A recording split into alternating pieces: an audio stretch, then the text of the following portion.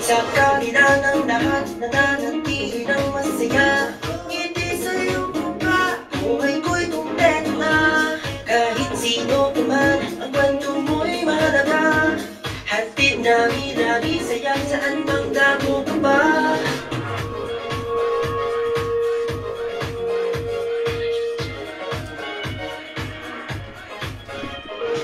Magkasama sa isang palina, libre lang ang umintak, sumigaw, umiyak, tumawa, at manampalataya. Hanggang saan mapunta, tuloy-tuloy ang saya. Pare-pare, kuya't ate, ilabas ang gilas mo. Kwento mo at kwento ko, i-ABP-yan. Magbigay ng pag-asa sa lahat, tulad sa saya, dahil hindi kita.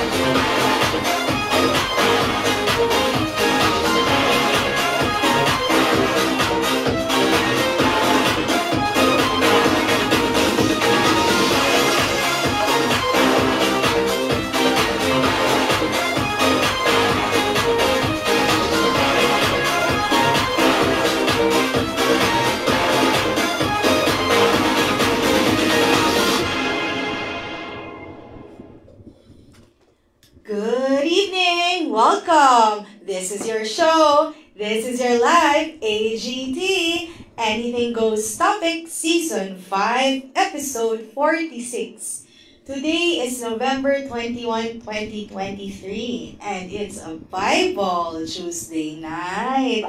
Ayan, 34 days na lang po. Pasko na. Good evening po sa ating mga viewers, sa ating mga AGT. Ayan. Kung napapansin po ninyo, napakadami po namin ngayon sa studio. Hindi nyo lang po sila, hindi. Biro lamang po. Ako po ay nag-iisa, pero may surprise guest kami ngayon. May surprise guest co-host kami ngayong gabi. Kasalukuyan po si Tata Bert. Nako, ipagdasal po natin ang kanyang, hindi, joke lang po. Buhay pa po si Tata Bert. May inasikaso lang pong importante. Ayan, sa kanyang lupa po sa Isabela. So, ingat po Tata Bert. At si Senior din po, may inasikaso rin pong importante. Ayan. In short, bumawi lang po sila dahil wala po ako nung Friday. Hindi, ayan. Pero okay lang, tulungan po tayo at naiintindihan po natin ang mga personal appointments kasi yun po hindi po talaga mamumove. And syempre, hindi naman po pwede mawala ang AGT. Nandito pa rin po kami. Kaya ngayon, pinapakilala ko po sa inyo ang bagong Pilipinas, bagong muka natin ngayong gabi. Walang iba kundi si Doktora Direk. Ang dami niya pong profession, Mary Lawrence Chance or si Makang. Good evening, Direk. Direk Lawrence, kamusta? Good evening naman, Direk. Kamusta po ang iyong araw? Mabuti naman. Yan, mabuti naman. Ayan. Salamat, Direk, at napaanyayahan mo kami ngayong gabi. Ngayong gabi pala. Ayan. So, yan, si Direk po ang ating main original director natin sa AGT since first season, Direk, first season. Ayan. So, batiin natin muna ang ating mga viewers. Ilan na po ba? Meron na pong 6. Siyempre, hindi magpapatalo si Miss Linda, Tita Connie, Miss Maria Corazon Dalida, Sandra, hello, Tita Makang, Hello, Sandra. Good evening. Ate Judy, Tita Helen, Miss Angelita, si Tita Ate Lynn pala ito, And Ate Shona. Ayan. Tapos, direct sino yung mga birthday ngayong araw na ito? Happy birthday kay Coach Leo. Ay, sino ba? Para Kuya matanda. Fred. Kuya Fred. Ayan. Si Kuya Fred. Tapos, si Ate Yoli. Yoli. Wow, tatlo-tatlo may birthday Sabay-sabay Si Kuya Ryan, belated. Ano po, kahapon. Kurara, kamusta? Ayan, si Kuya Ryan po yung taga-upload natin sa YouTube ng HE. So, pag gusto niyo po manood ng replay, pwede po dito sa Anthony Vivero, sa Singer Anthony Vivero, or sa YouTube po, Anthony Vivero-AGT. Ayan. And ngayong gabi, naka-portrait po ang ating screen dahil may issues po ang Facebook. So kahit anong pong phone, hindi po nag-work yung pag-landscape po. Tapos sakto din naman, dalawa kami. So actually si Direk lang po talaga yung Kasha dahil mas payat po siya. Kasha ba ako, Direk Matt? Ayan, may director tayong bago sa likod. Okay, Kasha. Ayan. So kamusta naman, Direk? Ang buhay-buhay. Laging busy. Laging busy, daming ginagawa. Ayan. Kamusta po pala yung episode ng Friday, yung Dreamer? Ano, tungkol ba saan yun, Direk? Yung kahit summary lang. Ano yung napag-usapan po yung Friday na episode? Hindi ka nanood. Hindi ko po napanood. Maraming nagtanong sa mga sa ahas, yan. Kapag napapanaginipan mo lagi yun, yan. Naku. Okay. Ano, swerte yun. Swerte. Swerte. Hindi ka pa ba nanaginip? Nanaginip ako nung Webes o Biyernes. Maganda yan. Maganda, swerte. Thank you, Lord. Kahit kinakatakutan ko, swerte pala. So more of tungkol sa mga panaginip. Tapos nagtatanong na sila. Daming viewers. Dami. Kasi, oo. Kasi usually, siguro yung mga panaginip nila paulit-ulit, no? Tapos magtataka ka rin kung bakit. Okay. Congratulations kay Michelle D, ang ating representative sa Miss Universe 2023. Umabot sa top 10, no? Yan. Kaya tahimik yung kali, naghahanap ako ng mga Becky's, wala akong makita Parang Pacquiao fight, wala lahat. Sama-sama lahat sa parlor, may live streaming, ayan. Pero okay lang yan, dahil nakailang panalo na din tayo. So, congrats pa din. Malaking bagay mag-top 10 ka. Ang dami din natin viewers ngayon. Wow! 14? Ay, 21 na. Good evening po. Ayan, batiin natin dahil 21.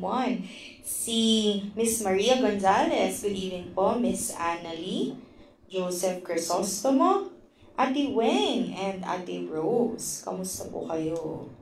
Ayan. Kasama natin ngayon si Direk Lawrence. Kasama natin mag-co-host dahil may inasikaso lang po si Tata Bert and si Senior. Ayan.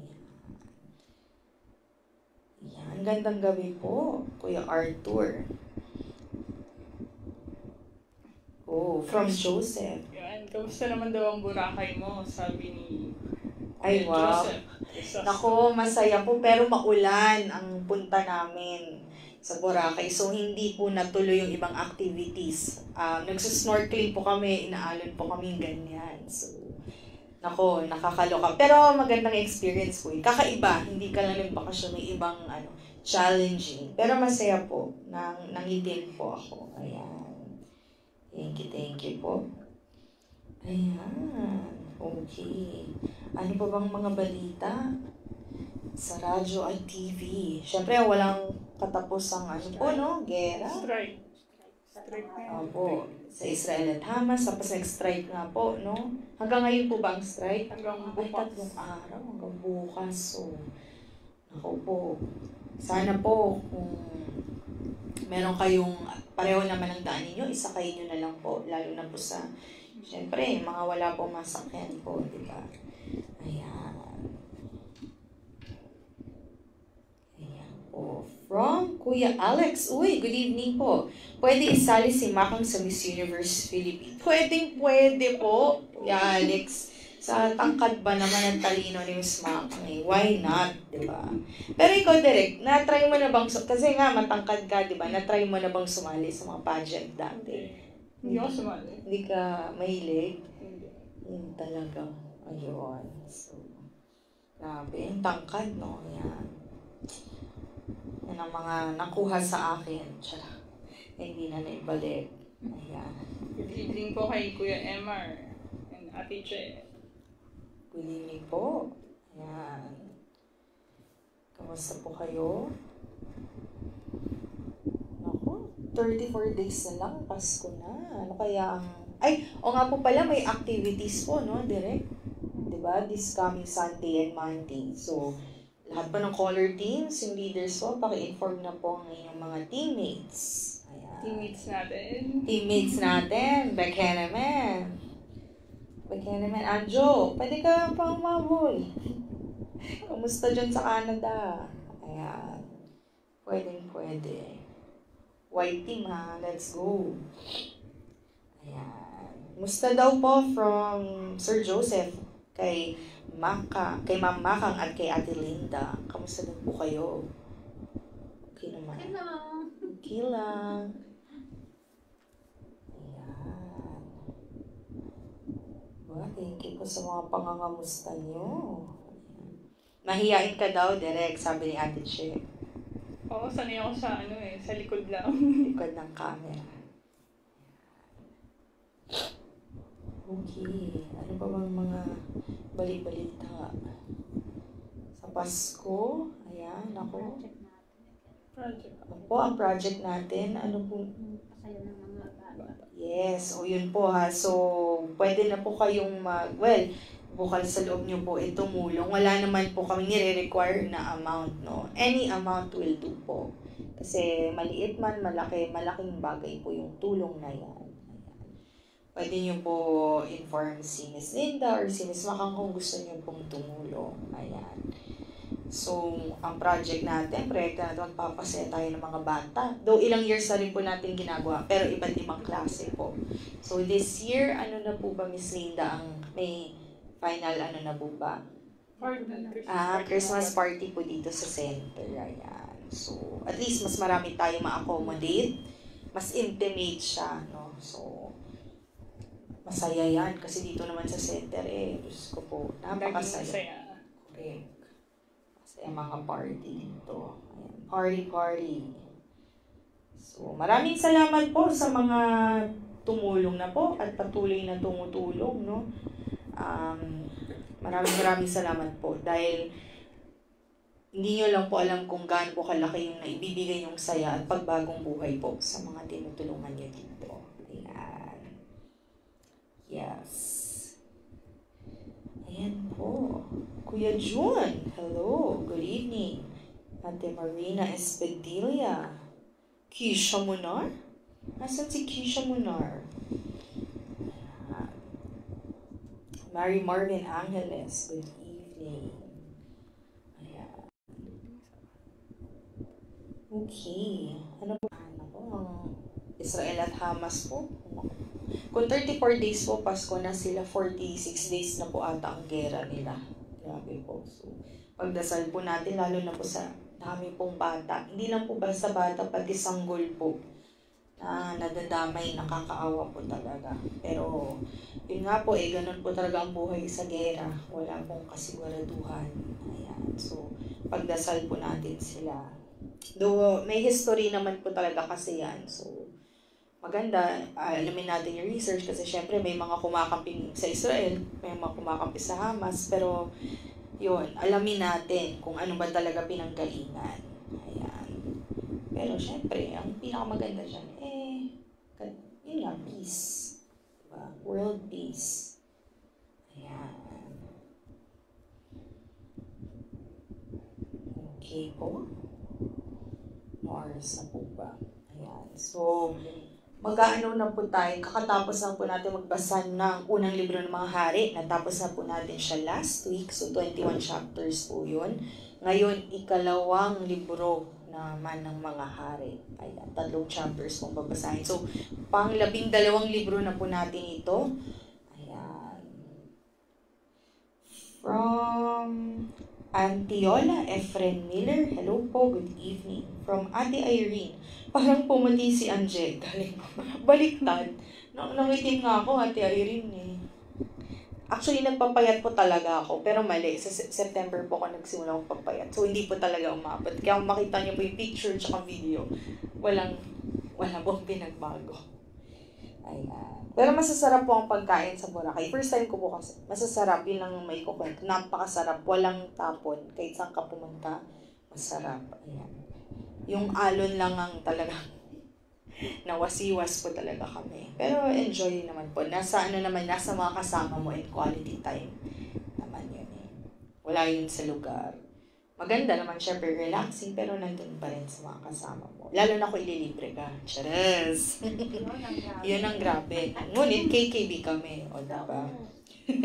Kasama ko po yung office mates ko. Ayan.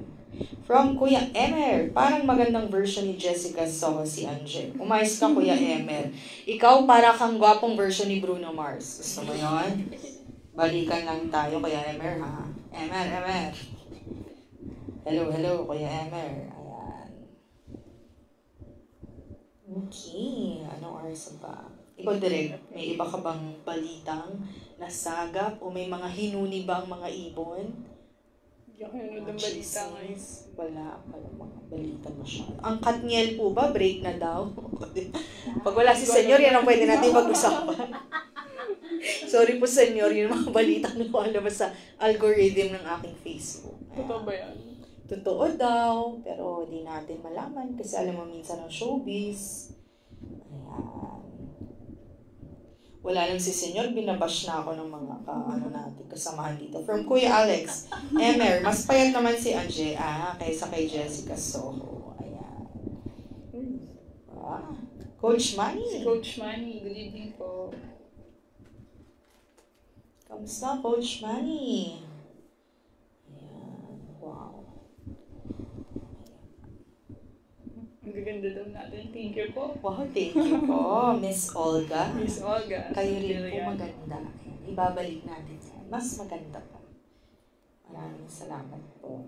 Okay na po yung maganda. Kasi pag may dumagdag pa po dyan na, uy, isang payat, isang taba, number 10. Nako. Yun lang man po. Basa na tayo. Opo, basa lang po. Basa lang po. Dahil, yun nga po ang ating pinakamagaling na mag-explain, no? Si Senyor, may inaasikaso po. So, babasahin po. Kung meron kaming mga kuro-kuro, pwede natin pag-usapan. Tapos, to be discussed na lang po with Senyor. Okay? Ayan po. So, explain ko lang po, nagbabasa po kami ng Bible by the chapter. Bakit po by the chapter and hindi by the verse? Dahil po, for example, kung magbabasa kayo ng kahit anong libro, syempre mag-uumpisa kayo dun sa umpisa, hindi kung saan-saan chapter kasi nakakabuo kayo ng sarili niyong plot. Kayo lang nakakaintindi. Pero ito, dahil nga ito ang libro at mga pangyayaring nakaraan na yun nga, katotohanan ng Diyos ang binabasa natin. Dapat basahin natin siya ayon kung paano po siyang naisulat. Ayan. Okay, mag-umpisa na po tayo magbasa. Pag nagbabasa po, meron pong narrator, meron pong magsasalita ng dialogue. So, sa ngayon po, si Direk Makang po, si Direk Lawrence ang narrator. Ako po yung sa mga characters. Okay po. Ayan. So, ikalawang libro ng mga hari, chapter 1. Si Elias at si Haring Ahasias ng Israel. Nang mamatay si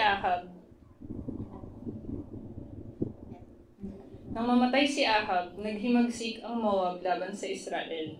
Si Ahasias ay nahulog noon mula sa balkonahe sa bubungan ng palasyo niya sa Samaria at naging malubha ang kalagayan. Kaya nagpadala siya ng mga sugo sa Ekron upang isangguni sa Diyos ng mga Filisteo na si Baal-Zebub kung gagaling pa siya o hindi. Ngunit sinabi ng anghel ni Yahweh kay Elias na taga Tisbe, salubungin mo ang mga sugo ng hari ng Samaria at itanong mo kung wala ng Diyos ang Israel at kay Baal-Zebub na Diyos ng Ekron na siya sasangguni. Sabihin mong hindi na siya gagaling sa kanyang sakit. Iyon na ang ikamamatay niya. At lumakad nga si Elias. Nang magbalik ang mga inutusan ng hari, sila'y tinanong nito. Bakit kayo bumalik? Sinabi nila, may nasalubong po kaming tao. Pinabalik niya kami at ipinapatanong sa inyo kung wala ng Diyos ang Israel kaya kay Baal-Zebub na Diyos ng Ekron na kayo sasangguni? Hindi na raw kayo gagaling. Mamamatay na raw kayo sa sakit ninyong iyan. Ano ang itsura ng taong nagsabi nito sa inyo? Tanong ng hari. Mabalahibo po ang kanyang kasuotan at nakasinturon ng balat. Sagot nila.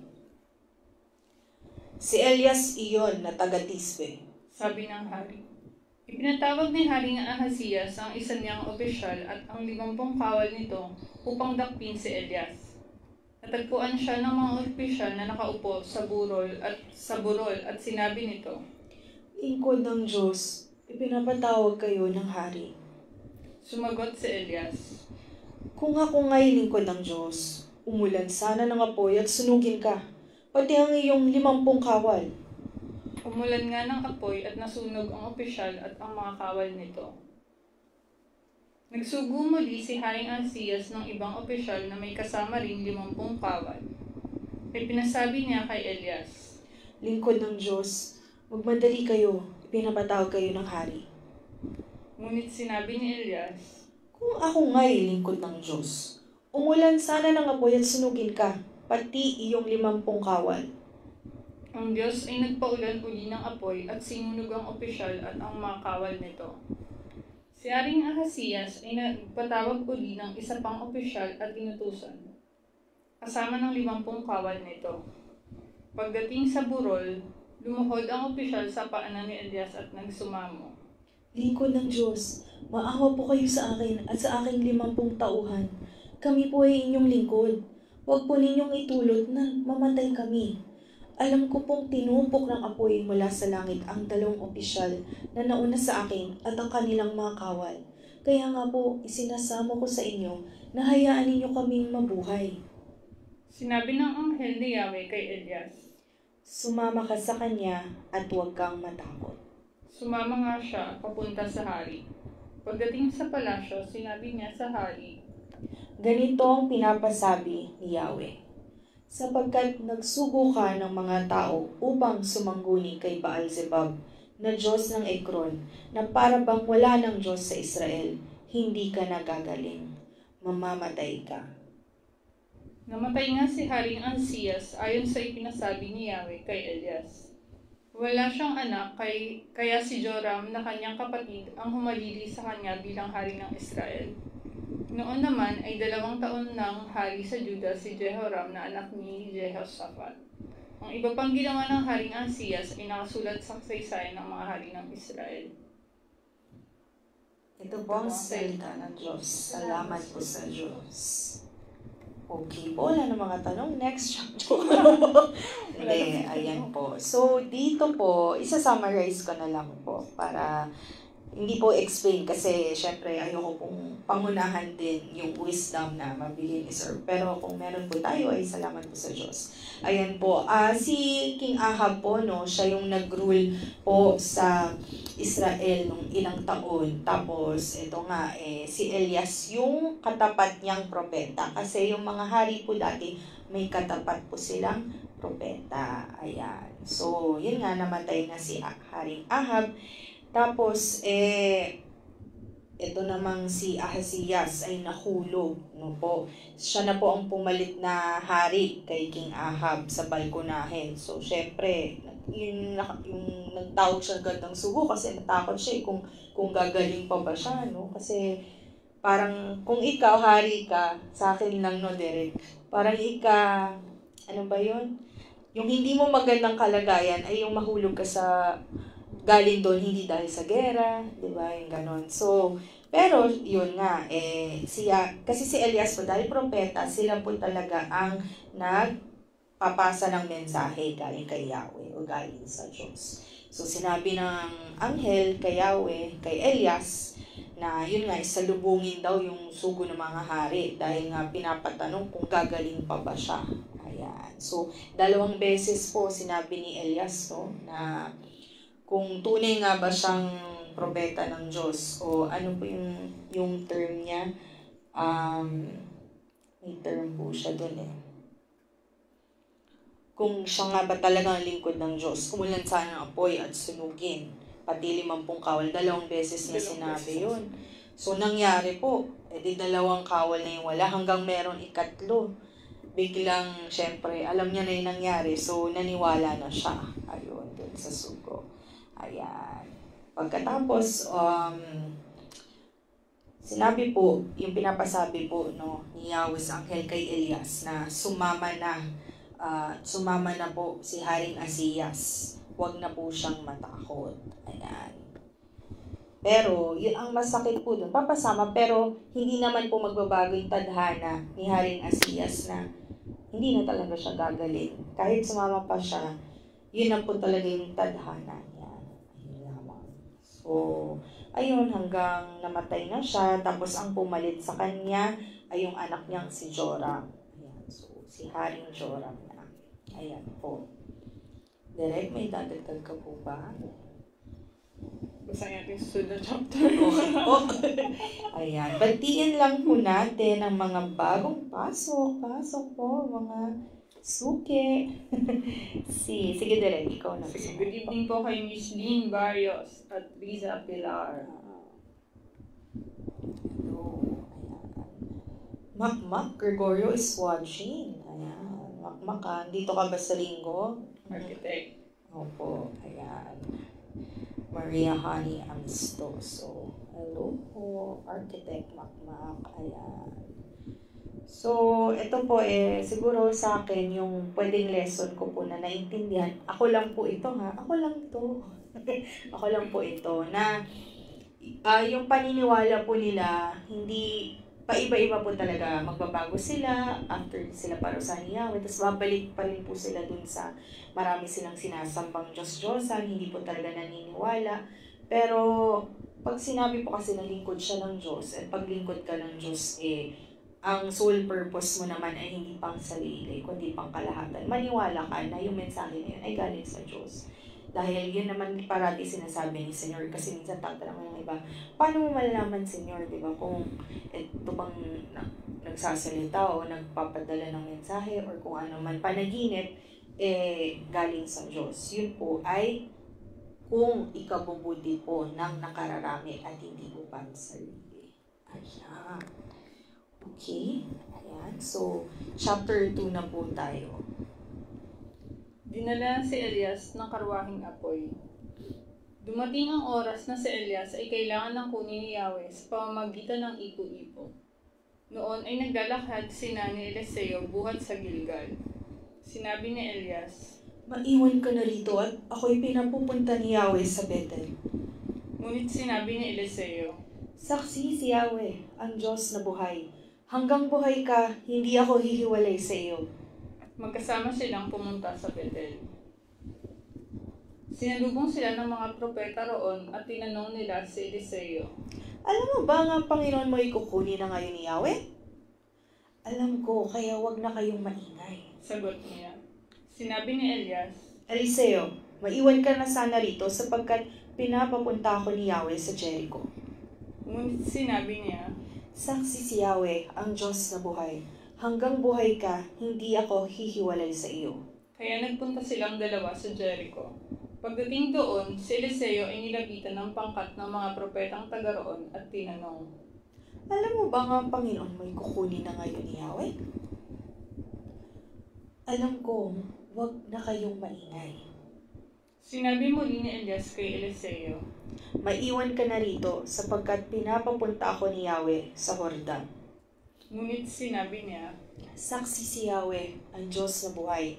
Hanggang buhay ka, hindi ako hihiwalay sa iyo. at nagpatuloy sila ng paglakad. Sinundan sila ng 50 propeta at sila'y tinanaw sa di kalayuan nang sila'y tumigil sa tabi ng ilog Jordan. Hinubad ni Elias ang kanyang balabal at inihampas sa tubig. Nahawi ang tubig at sila'y tumawid sa tuyong lupa. Pagkatawid nila, sinabi ni Elias, Sabihin mo sa akin kung ano ang ibig mong gawin ko para sa iyo bago ako kunin. Sumagot si Eliseo, Kung maaari, ipamana ninyo sa akin ang 2 bahagi ng inyong kapangyarihan. Sinabi ni Elias, Mabigat ang hinihingi mo. Gayunman, kapag nakita mo akong kinuha, mangyayari ang kahilingan mo. Kapag hindi, hindi mo makakamit ang hinihingi mo. patuloy silang nag-uusap habang naglalakad. Walang ano-ano'y tumagitna sa kanila ang isang karwaheng apoy na hila ng mga kabayong apoy. Nagkahiwalay sila at si Elias ay inaakyat sa langit sa pamamagitan ng ipo-ipo. Kitang-kita ito ni Eliseo, kaya't napasigaw siya. Ama ko, magiting na tagapagtanggol ng Israel. At nawala na sa paningin niya si Elias. Pinalitan ni Eliseo si Elias. Sa tindi ng kalungkutan, pinunit ni Eliseo ang kanyang damit mula itaas hanggang sa laylayan. Dinampot niya ang nalaglag na balaban ni Elias at bumalik sa pangpang ng ilog Jordan. Hinawakan niya sa isang dulo ang balabal at inihampas sa tubig sa baysabi. Nasaan si Yahweh, ang Diyos ni Elias? Nahawi ang tubig at siya'y tumawid. Nang makita ito ng mga propetang taga Jericho na nakatanaw sa di kalayuan, sinabi nila, Sumasa kanya ang kapangyarihan ni Elias. Siya'y sinalubong nila at buong paggalang na nilungkuran. Pagkatapos, sinabi nila, May kasamahan pa po kaming 50 na pawang malalakas. Kung ibig ninyo, ipapahanap namin ang inyong Panginoon. Maaring tinangay lang siya ng Espiritu ni Yahweh at ipinadpad sa ibabaw ng mundo o sa alinman sa mga libis sa paligid. Sinabi niyang huwag na. Ngunit sa kapipilit sa kanya, hindi na siya nakatanggi kaya pinalakad na nila ang 50. 3 araw silang naghanap, ngunit hindi nila nakita si Elias. Nang makabalik sila kay Eliseo sa Jericho, sinabi niya sa kanila, Hindi ba't sinabi ko nang wag na ninyo siyang hanapin? Ginawang dalisay ni Eliseo ang tubig sa Jericho. Sinabi ng mga taga roon kay Eliseo, Tulad po ng inyong nakikita, magandang lungsod na ito. Marumi nga lang ang tubig kaya't hindi mabunga ang lupa. Sinabi niya, Bigyan ninyo ako ng isang bagong mangkok at lagyan ninyo ng asin. ganoon nga ang ginawa nila. Dala ang mangkok, pumunta si Eliseo sa bukal ng tubig at ibinungos ang asin. Ito ang sabi ni Yahweh, Lilinis ang tubig na ito at hindi ng pagmumulan ng sakit o kamatayan. Sabi niya, mula noon, naging malinis ang tubig na iyon gaya ng sinabi ni Eliseo. Mula sa Jericho, pumunta siya sa Bethel. Sa daanan, may mga kabataang lumabas mula sa bayan at pakutyang sinabi sa kanya, Umalis ka rito, kalbo! Umalis ka rito, kalbo! Tatanong. Nilingon niya ang mga kabataang iyon at sinumpa sila sa pangalan ni Yahweh. Mula sa kalbubatay lumabas ang 2 babaeng oso at nilapa ang 42 sa mga kabataang kumukutya sa kanya. Mula roon, nagtuloy siya sa bundok ng Carmel bago bumalik sa Samaria. Ito po ang salita ng Diyos. Salamat po sa Diyos. Ayan. Sayang wala si Tata Bert. May tinawag na nakalbo dito. Ayan. So, chapter 2 po ng kalawang libro ng mga hari or 2 Kings po. Kung hanapin nyo sa English. Ayan. So, ito po yung karwahing apoy. Ayan. Dinala ni si Elias. Pero ang nakakatuwa dito si Eliseo, no? Hindi siya papapigil kung saan pupunta si Elias o si Elijah. Sasama si Eliseo kahit anong mangyari. Hanggat buhay daw siya, hindi daw siya hihiwalay. Ayan. So, ayun po, tuloy-tuloy lang naman po yung lakad nila hanggang sa, yun, may nakita silang mga grupo ng propeta. At yun, alam mo talagang propeta kasi meron na po silang kaalaman, no, na kukunin na, scheduled nang kunin si Elias. Ayan. Pero, alam naman po ni Eliseo na kukunin din po si Elias. So, patuloy lang po silang naglakad hanggang ito nga yung magic, balabal ni Elijah. Hinampas niya sa tubig. Tapos nakatawid sila. Parang din, kung maalala niyo, parang sino ba yung tumatawid, no? Si Moses. Yes. Si Moses. Opo. Diba? Yung sa parting of the Red Sea, ito naman, yung balabal ang ginamit. Tumawid sila sa tuyong lupa. Tapos, talagang, yun nga, sabi ni Elias kay Eliseo, sabihin mo sa akin kung ano ang ibig mong gawin ko para sa iyo bago ako kunin. So, ang tanging request lang naman ni Eliseo, mapamana sa kanya, no, yung pagiging, siguro yung kalugod-lugod ni Elijah bilang propeta. Ayan. So, pero nga, sabi ni Elias o ni Elijah, mabigat yung hinihingi ni Eliseo. Kasi, pag nakita ni Eliseo na kinuha na ng Diyos si Elias, mangyayari nga talaga yung kahilingan niya. Kapag hindi, makakamit niya rin. Makakamit ang hinihingi mo. Ayan. So, yun nga po, habang naglalakad, biglang may pumagitna na karwaheng apoy. So, ang karwahe po is, yung hindi pong simpleng sakayan, no? Yung, ano ba sa, parang, ano ba sa English nila? Karwahe. Basta karwaheng po. Okay na po yun. Karwaheng apoy. Ayan. And then, may humihila, no? Na mga kabayo. Umaapoy din yung mga kabayo. Ayan. Nagkahiwalay na sila. So, inakyat na po si Elias o si Elijah sa langit sa pamamagitan ng ipo-ipo. Imagine mo yun, no? Parang shocking din kay Eliseo na bigla na lang kinuha. Ganun. Kaya napasigaw si Eliseo. Naku, Ama ko, tinatawag niya. Ayan. So, hanggat nawala na si Elijah sa paningin niya. So, yun, malungkot man si Eliseo, pero siya na po talaga ang pumalit kay Elias o kay Elijah. Ayan. So, kinukutya siya, no? Yun nga, yung nagpunta siya sa isang lugar at kinutya siya ng mga taga-Jericho. Ayun, nagpunta siya ng Jericho. So, pero, bago nun,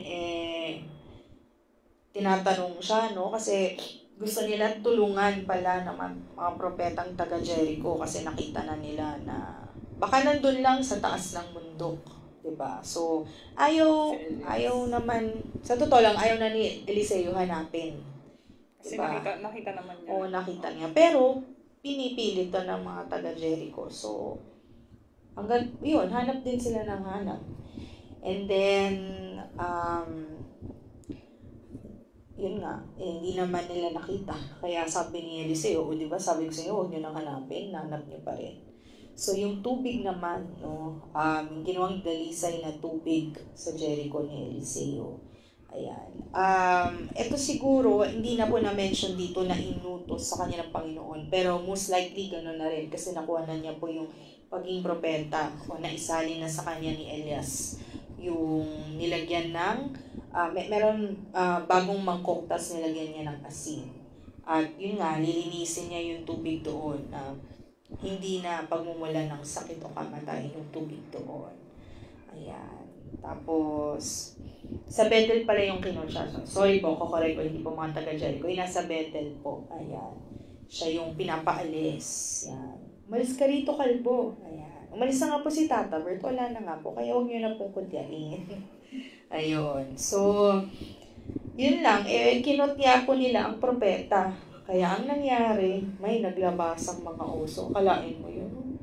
Dalawa pa ang babaeng oso. At yun, nilapa po sila. So, ang observation ko lang din direct, no, Miss Linda, habang binabasa natin, kapag mayroon mga ikinamamatay, parang laging connected sa hayop, no? Pinapaano sa leon, tapos sa aso, tapos ito sa oso. Yun ang itatanong ko po kay Senator dahil hindi ko po masasagot yan. Kasi ano po kaya ang significance nun? Bakit ano? Marami po kaming itatanong kay Senyor pagbalik niya. Marami po, Senyor, kaya pasensya na po. Ayan. So, ayun po. Actually, isa po si Elijah, no, sa mga sinasabi nilang hindi namatay. Isa sa tatlong karakter, yan. Isa na po dyan alam ko po si Enoch. Yan, si Jesus and yan. Kasi wala pong, yung pinaka-final po na hindi nila ma-explain, di ba, kung paano yung last day nila or last breath nila. Ayan. Okay po. Hello Ate Ginay. Kamusta po? Junaline, kamusta? Busy ka sa work ka? Busy na si Junaline sa work, si teacher. Yes. And then si Shane. Hello, Shane. Hello, Mark Lopez and Miss Luisa Fugata. Ayan po. Okay, thank you po. Dito na po tayo sa chapter 3. Ang digmaan ng Israel at Moab. Nang 18 taon ng paghahari ni Jehoshaphat sa Juda, si Joram namang anak ni Ahab ay nagsimulang maghari sa Israel. 12 taon siyang naghari sa Samaria, ang kabisera ng Israel. Ginawa rin niya ang mga bagay na hindi kalugod-lugod kay Yahweh. Subalit hindi siya naging kasing sama ng kanyang ama o ng kanyang ina na si Jezebel, sapagkat ipinaalis niya ang rebulto ni Baal na ipinagawa ng kanyang ama. Ngunit tulad ng haring Jeroboam na anak ni Nebat, si Joram ay naging dahilan din upang magkasala ang Israel at hindi niya ito pinagsisihan. Hinulaan ni Eliseo ang tagumpay laban sa Moab. Maraming tupa si Haring Mesa ng Moab at taon-taon ay nagbubuhay siya sa Israel ng 100,000 kordero at balahibo ng 100,000 tupa. Ngunit nang mamatay si Ahab, naghimagsik siya laban sa Israel. Kaya mula sa Samaria, tinipon ni Haring Joram ang lahat ng mga kawal ng Israel. Nagpadala siya ng sugo kay Haring Jehoshaphat ng Huda at ipinasabing naghimagsik laban sa kanya ang hari ng Moab. Ipinatanong niya kung tutulungan siya sa pagdigma laban dito. Ganito naman ang sagot ni Jehoshaphat. Tutulungan kita, 10 ng aking mga tauhan at kabayo. Saan kami dadaan sa aming paglusog? Tanong pa niya. Sa ilang ng Edom. Sagot ni Joram. Kaya nagsama-sama ang sandatahang lakas ng mga hari ng Israel, Huda at Edom. Makaraan ang 7 araw nilang paglalakad, naubusan sila ng tubig. Wala nang mainom ang mga kawal at ang mga hayop. Dahil dito, sinabi ng hari ng Israel, Tayong 3 ay pinagsama-sama ni Yahweh upang ibigay sa kamay ng mga Moabita. Itinanong ni Jehoshaphat, Wala ba ditong propeta para makasangguni tayo kay Yahweh? sumagot ang isa sa mga opisyal ng hari ng Israel. Narito po si Eliseo, ang anak ni Safat at dating lingkod ni Elias. Sinabi ni Jehoshaphat, Siya ay tunay na propeta ni Yahweh. at ang 3 hari ay pumunta kay Eliseo. Tinanong ni Eliseo ang hari ng Israel, Bakit sa akin kayo lumalapit at hindi sa mga propetang nilapitan ng inyong ama't ina? Sapagkat kami 3 ay pinagsama-sama ni Yahweh upang ibigay sa kamay ng mga Moabita. sagot ng hari. Sinabi ni Eliseo, Saksi si Yahweh, ang buhay na makapangyarihan sa lahat Saksi si Yahweh, ang buhay na makapangyarihan sa lahat na siyang aking pinaglilingkuran. Kung hindi lang dahil kay Haring Jehoshaphat ng Juda, ni hindi kita papansinin. Dalhan ninyo ako ng isang manunugtog. ganun nga ang ginawa nila. Nang tumutugtog na ito, si Eliseo nilukuban ng kapangyarihan ni Yahweh at sinabi niya, Sinasabi ni Yahweh na pababahain niya ang tuyong batis na ito. Hindi uulan ngunit mapupuno ng tubig ang batis na ito para may mainom kayo at ang inyong mga hayop. Hindi lamang iyan ang gagawin niya sa inyo. Ibibigay niya sa inyong mga kamay ang mga Moabita. Kaya't masasakop ninyo ang kanilang magagandang lungsod na napapaligiran ng mga pader. Ibubuwal ninyo ang kanilang mga punong kahoy, sasarahan ang mga batis at tatambakan ng bato ang kanilang mga bukilid. Kinaumagahan, sa oras ng paghahandog, nakita nilang umaagos ang tubig mula sa Edom at naging masagana sa tubig ang lupaing iyon. Nabalitaan ng mga Moabita na nagsasama-sama ang 3 hari upang sila'y digmain. Kaya, tinipon nila ang lahat ng maaaring humawak ng sandata mula pinakabata hanggang pinakamatanda at ipinadala sa labanan. Kinaumagahan, nakita nila ang tubig na kasimpulan ng dugo dahil sa sikat ng araw. Kaya sinabi nila, Dugo! Marahil ay naglaban-laban ang mga hari at sila ay nagpatayan. Lusubin na natin sila at samsamin ang kanilang ari-arian. ngunit pagdating nila sa himpilan ng mga Israelita, sinugod sila ng mga ito. Umurong ang mga Moabita, ngunit tinugi sila ng mga Israelita at pinatay ang bawat abutan. Binasak nila ang mga lungsod ng Moab at lahat ng bukulin ay tinambakan nila ng bato. Hinarangan nila ang lahat ng batis at ibinuwala ang lahat ng punong kahoy. Wala nang natitirang lungsod kundi ang Kir Hareset, kaya kinugkob ito ng mga maninirador na Israelita.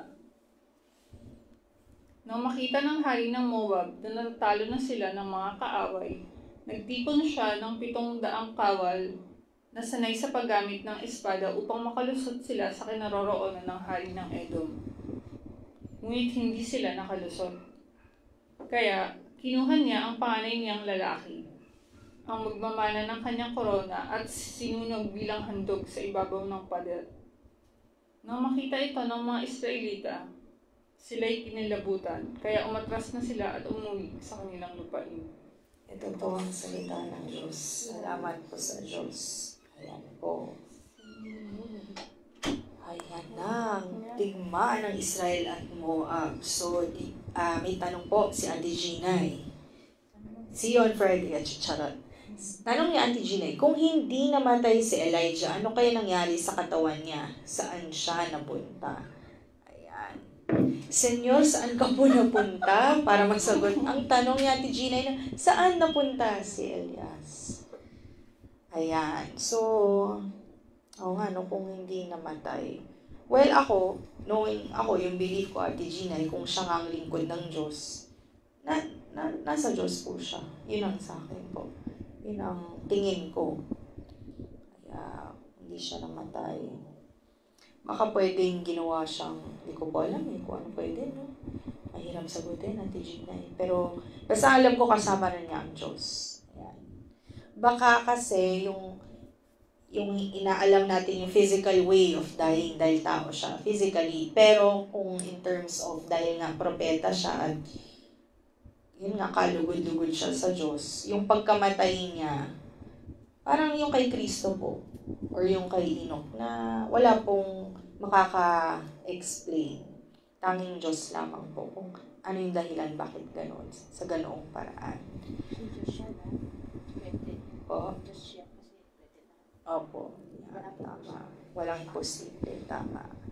Ayan. Thank you po, Ate Ginay and Miss Linda. Ayan. Good evening po kay Polly Lagmay, Lourdes Balmores, at kay Miss Rosie Pehana. Good evening po. Good evening po. Good evening, Ate Vicky. Ayan. So, yung chapter 3 po, umikot po siya sa, may 3 hari po dyan. Yung hari ng Judah, si Haring Jehoshaphat. Sa Israel naman po, si Haring Joram. Sa yung hari po ng Moab, si Haring Mesa. Ayan. Tapos, meron pa po kaninang, sino po ba? Judah, Israel. Po ba yung isa? Judah, Israel, tama. Haring Jeroboam. Saan po ba siya?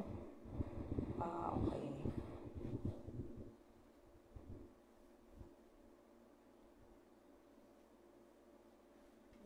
Okay po.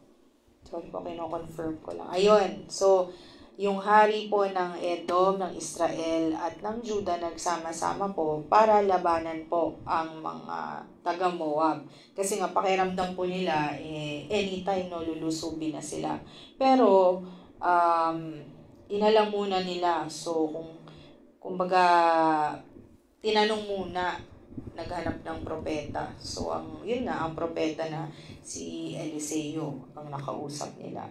So, ayan, pinuntahan, nag-usap-usap sila, pinuntahan nila si Eliseo. So, ang sabi ni Eliseo, ang request niya muna, dalhan siya ng manunugtog. So, hindi ko alam kung anong sinisimbolize nito. Dahil kung naalala nyo, si Samuel po, di ba, mahilig magtugtog. Ayan. Mga nakaraang chapters. So, hindi ko po alam anong reason ni Eliseo. Bakit siya humingi ng padala. Ayan. Tapos, ang sabi po ni Eliseo nga, hindi naman uulan, pero pupunuin daw ni Yahweh. Ayan, yung bodies nila. Para may mainom sila. Diba? Kasi wala na nga po silang mainom Yun yung na-mention din sa first part. So, yun ang siguro after nun, yun yung sinasabi din ni Yahweh na masasakop na nila yung lungsod ng Moab. So, papaligiran nila yung pader at lahat-lahat. Hanggang nakita na nagtaka tong mga Moabita, may tubig na dumadaloy, pero kulay dugo na yung dumadaloy. So, akala nila naglaban-laban yung tatlong hari, ng Edom, ng Israel, at ng Juda. Pero, kung pinuntahan nila, nilusob sila pabalik. So, natakot itong mga Moabita, nag-atrasan sila. Ayan. Pagkatapos, ang nagpa-atras lang po sa tatlong hari na lumaban sa mga Moabita, yung panganay ng hari ng Edom. O, di ba po sila po yung tatlong lumusob. So, nung nakuha nila yung panganay ng hari ng Edom, kinuha kasi yun at sinunog. So, syempre, doon na po sila kinilabutan, umatras na po sila. Kasi siguro, masakit po yun, syempre, para sa hari. Siya yung amay. Kaya tumigil na po sila, ayan, at umuwi na po sila. So, kung sa una, makikita mo parang victory sila. Pero, nung nakita na nilang ginawa ng mga Moabita doon sa anak ng hari ng Edom, bigla silang tumigil, umatras na sila. So, ayun po. Siya mismo yung kumuha sa anak. Opo. Ay, ako po. Ayan. So, ayun po. Talagang mga gera nung unang kanahuan.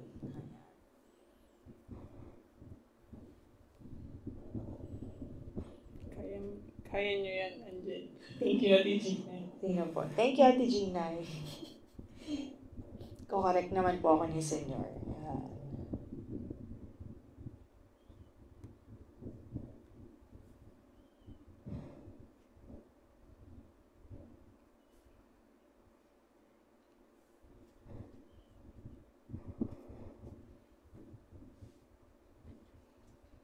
Ay, kokorek ko, tama si Derek.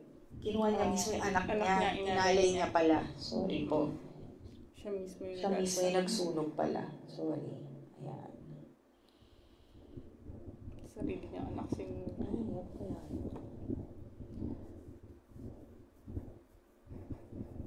Siguro yun ang way. Parang tingin niyang masisafe ba sila? No? Pero hindi po natin alam.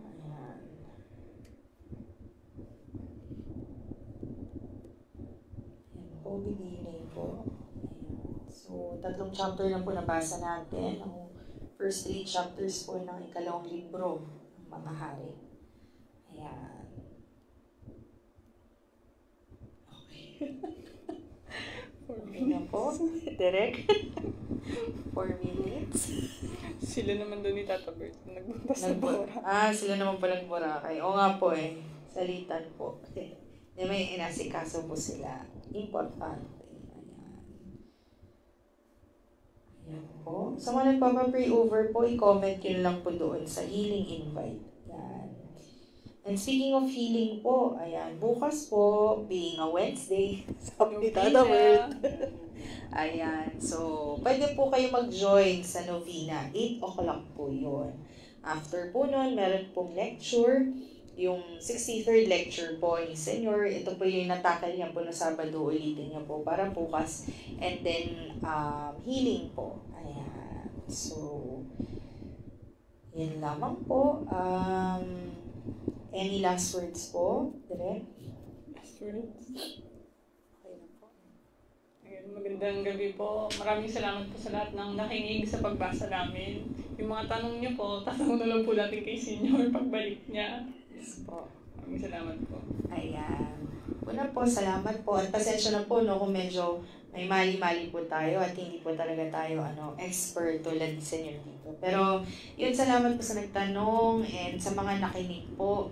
Siguro, ang lesson po na natutunan ko dito is, ganun pa rin po, cycle pa rin po sa panahon nila, yung gera, yung maniniwala ka sa ibang Diyos, babalik ka ulit sa dati mong Diyos, magtitiwala ka po ba sa lingkod ng Diyos. Pero sa akin po, patuloy lang po tayo manampalataya sa Diyos dahil may mga dumadating po talagang challenge. Minsan yun po yung kailangan natin kasi baka nakakalimutan na natin magdasal sa Kanya, pumunta sa Kanya. So, yun lamang po. Yun lamang po. And bukas po healing and then EGT po sa Friday. So, thank you po. God bless. Maraming salamat po. Thank you po.